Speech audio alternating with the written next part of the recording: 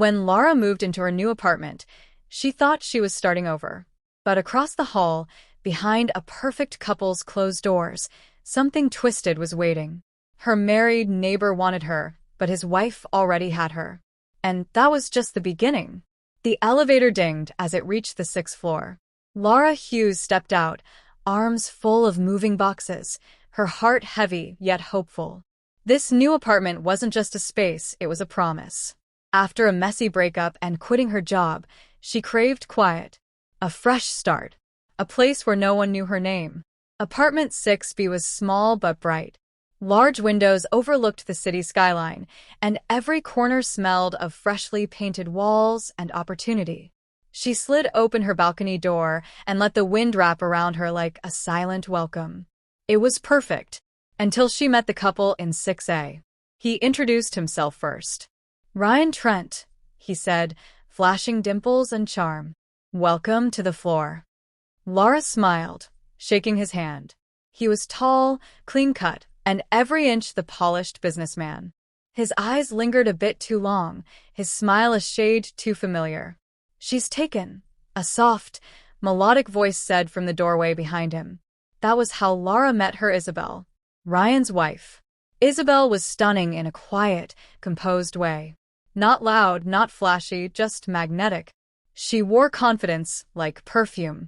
Her hazel eyes studied Laura carefully, like she was trying to read her entire past in a single glance. "Laura," she replied. "Nice to meet you both." "Anytime you need something," Ryan said, stepping back. "You know where to find us." Laura settled in, days blending into nights as she unpacked boxes and rebuilt her life. Ryan was persistent, dropping by with wine, offering to fix her leaky faucet, inviting her for drinks since Isabel's working late again. It was charming at first. Then it became uncomfortable. She started noticing the way he'd wait by the elevator if she was heading out. The text one night, "You must get lonely in there," but she never replied. Because Laura had a secret. She wasn't interested in Ryan. She was already tangled up with Isabel. It started with glances. Then a conversation in the laundry room that turned into coffee in Isabel's art studio 2 floors down. A brush of fingers over a shared bottle of wine. Then, one night, a kiss that burned through Lara's soul and split her life into before and after. Isabel was nothing like Laura expected. Vulnerable. Hungry for something more. "I married too young," she confessed once, fingertips tracing Lara's jaw. "He sees me as a decoration. You see me." Their affair was a secret sealed in late-night whispers and stolen hours behind locked doors. But secrets have a way of leaking through the walls. One evening, Laura returned from work to find Ryan standing outside her apartment with 2 coffee cups. "Thought you might want company." She smiled politely. "Actually, He pushed the cup into her hand and stepped inside like he owned the place. "You know, Isabel's always working late these days. I worry about her." Lara's chest tightened. "She's passionate about her art." "She's passionate about something," he said, tone changing. "You two are close." Something in his eyes flickered. Laura kept her face unreadable. "Neighbors should be." "Right." He smirked. "And what kind of neighbor are you, Laura?" The next day, Isabel came to Lara's place, her face pale and frantic. "He knows," she whispered, voice trembling. "He found one of my sketches. Of you." Lara's heart dropped. "What did he say?" "He didn't say anything. Just stared at me and left." The paranoia crept in after that. Isabel stopped coming by. Her text slowed. Ryan's smiles disappeared too, replaced with cold, watchful silence. It felt like the walls themselves were closing in. Until the night Laura heard it. Shouting. Glass shattering. A scream. She ran to 6A, pounding on the door.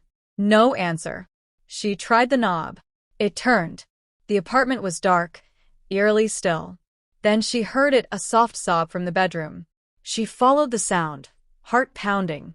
Isabel sat on the edge of the bed, face bruised, lip bleeding. "He said if I ever touched you again, he'd destroy us both." Laura helped her pack a bag that night. Isabel left with trembling hands and tearful apologies. No goodbye kiss. Just one last look, full of pain and longing. For weeks, Laura didn't see either of them. Then Ryan returned alone. He looked thinner, colder. She needed time, he said flatly when Laura asked. Laura nodded, locking her door tighter that night.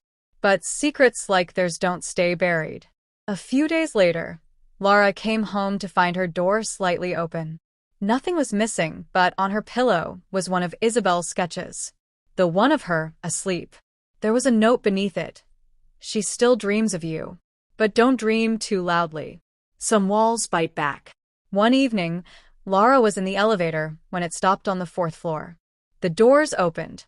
Isabel stood there. Alive. Changed. She stepped in without a word. The silence was thick. You left, Laura said, barely breathing. I had to. For both of us. Laura swallowed. Why are you back? Isabel pressed the emergency stop button. The lights flickered. Because he knows everything now. And he's not the only one watching. What are you talking about? Isabel leaned in. This building has secrets, Laura. And we're not the only ones keeping them. The next morning, Ryan was gone. Word spread quickly he'd moved out. No goodbye. No forwarding address. Just vanished. Isabel reappeared in 6A 2 days later. Alone. They won't ask questions, she said quietly. Not in this building. Laura didn't ask either. Some truths weren't meant to be spoken. That night, she stared across the hall at the once empty doorway. Isabel stood there, silhouetted in the frame, waiting. Laura stepped across the threshold. Behind every door, there's a story. And in this building, some stories are written in secrets, silence, and stolen kisses. If you want more stories that keep you guessing and breathless, don't forget to like, share, and subscribe for the next chapter. What would you do if your neighbor was hiding more than just a smile?